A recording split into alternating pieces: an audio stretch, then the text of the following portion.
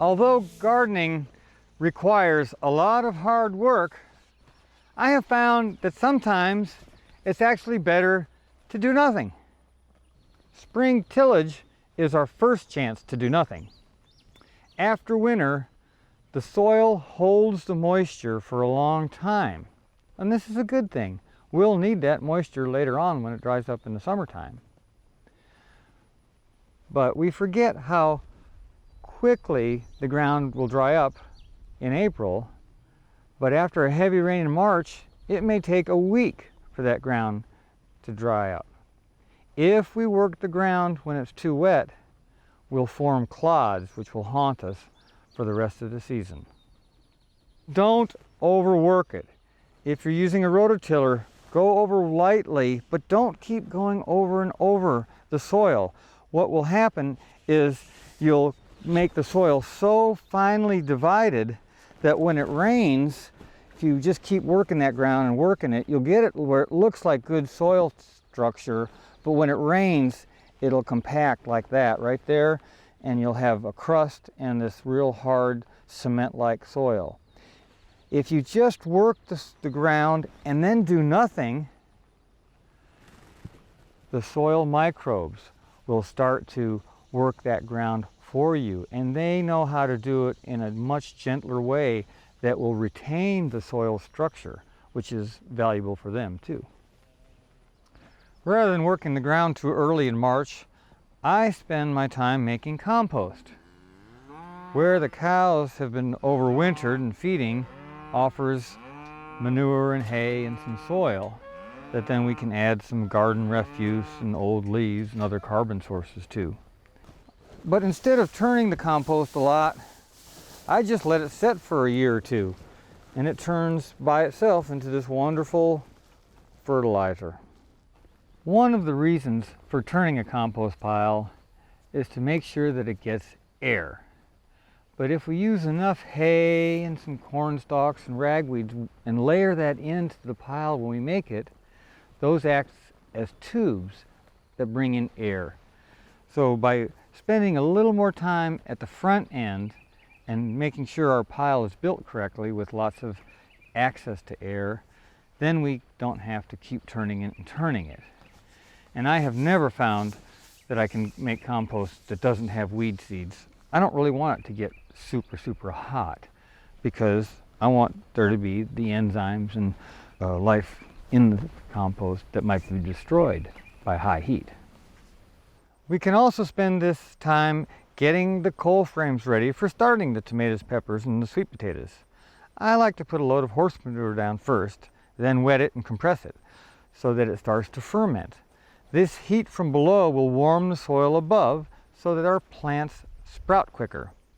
After sowing, these coal frames are pretty self-sufficient. With rains doing most of the watering, I feel like it's a lot less work than managing a greenhouse or a hoop house. A seed packet of carrots or beets will say to plant these in the spring as early as possible as soon as the ground can be worked. I disagree. If I plant my carrots real early, it takes 3 weeks for them to sprout. And there's lots of weeds that will sprout and fill that land up with that I have to tend. If I wait until April 11th, I think is when these were planted, the carrots sprout up within a week and I can get in there and till them so much quicker. We spent a little more time this year sowing the seeds very carefully so that we didn't have to thin them later. By the end of June, they're ready to eat, and they will certainly have caught up with anything that was planted 3 weeks earlier and required a lot more work. Insects aren't much of a problem in a biodynamic garden. When I see aphids, I think, oh, well, along come ladybug or lacebug soon and take care of them. Or with the hornworm, we'll get these trichogama wasps, they'll take care of it. So I really don't do anything to fight insects. This field of potatoes was an acre, and I couldn't find one Colorado potato beetle in it. But when I stepped out into the hayfield on a horse nettle plant, I saw a Colorado potato beetle. obviously I hadn't built the soil up out there as much as we've built it up here. We manage for what we want, not for what we don't want. So if we want to have healthy crops, we manage our soil in a healthy way, and then we don't have to do anything. Many times a gardener will find this guy. This is the tobacco hornworm, or tomato hornworm. It makes a big sphinx moth. And it does a lot of damage. It denudes the plant, eats the leaves. So we're tempted to take this off of the tomato plant and just remove it, kill it. But I don't do that anymore, because I know that we have trichogamma wasps around here that will come and lay eggs along the back of this worm, and then those eggs will kill the worm. They'll hatch out and make for more trichogamma wasps, so that I don't have to go through and kill the worms. I get to do nothing and let the wasps take care of the problem for me. I was tempted to go through this potato field one more time to get the grass out and to conserve moisture, but I knew from past experience that I would be disturbing the potato roots. So I decided to do nothing instead.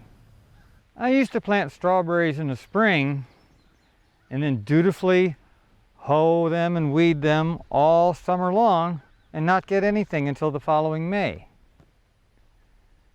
Now I just plant the strawberry plants on a tarp in September and I get a crop the next May. I was going to pull them out and plant something else, but instead I did nothing. Lo and behold, with just a little bit of weeding in the late summer, the strawberries came back this year, and we got 3 times as many strawberries this year as we did last year. Herbs are famous for liking you to do nothing for them.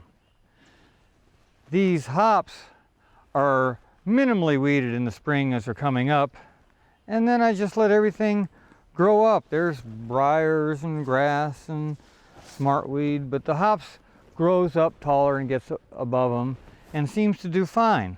A lot of plants really don't like you meddling with them a whole lot. It will spread diseases and such. Herbs in particular like to just have a spot where they can take it over, and they grow well with very little care.